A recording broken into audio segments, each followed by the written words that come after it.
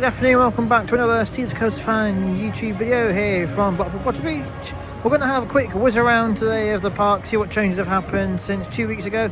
I think the last one I did was back on opening weekend for an update, and then last weekend we didn't do one because there wasn't really much to report on, plus the weather was a bit naff here in Blackpool. It was wet, it was windy, so it wasn't really ideal for getting out and filming here in the park. And also on the Saturday last week I was at Alton Town as well, so of course I couldn't do an update because I wasn't here. So yeah, back today at the park as you can see, and as I said, we're going to do a quick whiz around, see what has changed. There has been a few smaller changes around the park, new eateries popping up, stuff like that, and also new loading procedures over Revolution that I have seen online. But in terms of rides, we'll have a quick whiz around, as I say, and see what developments have happened on the likes of Grand National, see if the trains are built up even more, or if any more retracking work has happened in the station, or painting, things like that. But yeah, let's crack on today with today's update.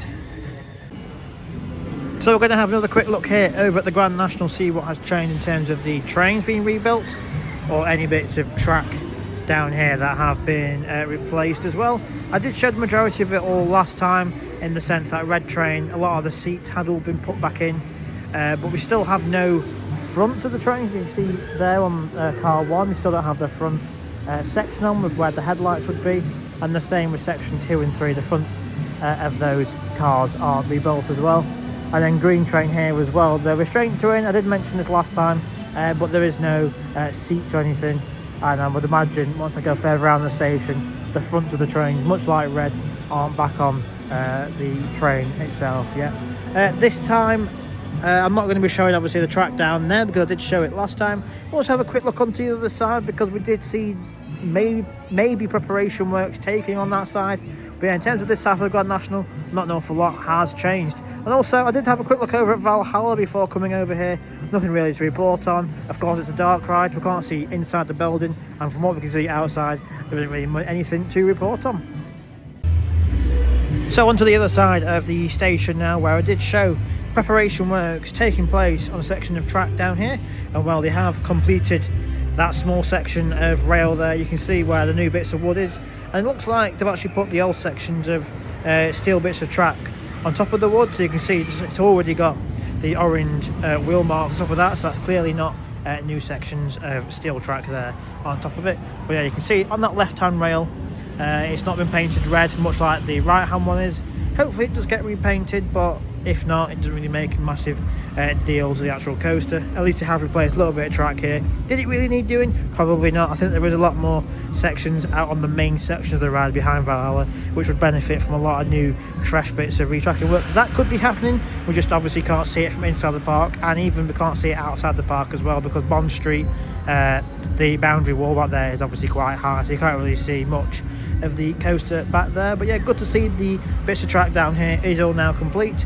But of course there wasn't really major urgency to get this ride back up and running, because I do believe it is the June opening, this one, in terms of when this will reopen to guests. And also Valhalla will be reopening in May time. No specific dates for either ride in either month, but yeah, this is definitely going to be opening some point in June.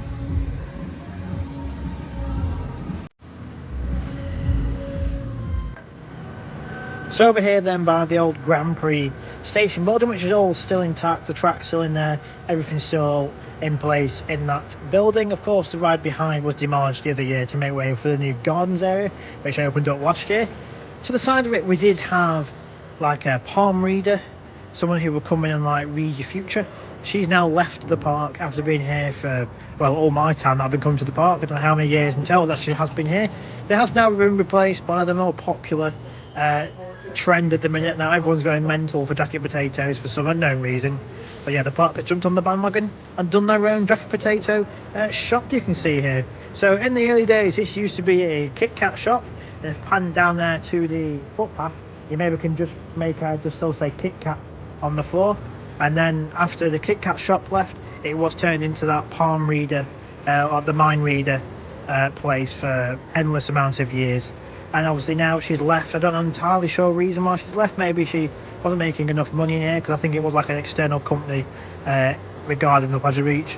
But yeah, they have now got Spud to go, which is, as I say, that new jump on the trend bandwagon jacket potato, feeling like a new option for food. I mean, to you want to pause the prices and the options there, you're more than welcome to. But that is a look at the menu, the prices, and all the different varieties of flavour and topping that they do inside Spud to Go. But yeah, it's now a new eatery here at the park. As I say, new Spud to Go, jumping on the trend of all the jacket potato pop-up shops that are coming across the country. A lot of people were thinking in the previous 2 weekends of the season how it was empty. It maybe had something regarding the Grand Prix station and also the arcade that is empty behind me. But yeah, it has been turned into a Spud to Go, and the 2 empty buildings, Grand Prix and the arcade, are now empty and derelict still. Right, so it's come towards the end of this quick Blackpool Pleasure Beach update here from the park. I've showed a little bit today around the rides again, little bits of changes happening on Grand National. We have more of the retracking work happening. Showed a little bit over with a new food place now at the old like the Palmida place, how it's now a Spud to Go place, a new eatery on park. And also showed you some pictures which I'll put on your screen now of the new loading procedure over on the Revolution attraction. It's a bit like the Big Dipper system now, how you all queue up in a single file line. You no longer stand in the gates anymore, like the separated row gates, which is a bit of a shame really, probably because of health and safety and all that in today's day and age. But yeah, you now stand in a singular row, as you can see by the photos, much like Big Dipper system. And yeah, eventually the staff member will come down, open up the gate and let you on the attraction. It is a shame that the old system is no longer in place. Hopefully it is a temporary solution. I mean, it looks temporary at the minute, and hopefully they can maybe source into getting some electronic air gates, stuff like that. But yeah, a bit of a weird system now in Revolution, but we'll have to get used to it, I'm afraid, with health and safety these days ruining a lot of things. But yeah, in terms of the rest of the park, hasn't been an awful lot to show. I've not showed River Caves, I've not showed Valhalla. There's been no point with them too because no visible changes have happened.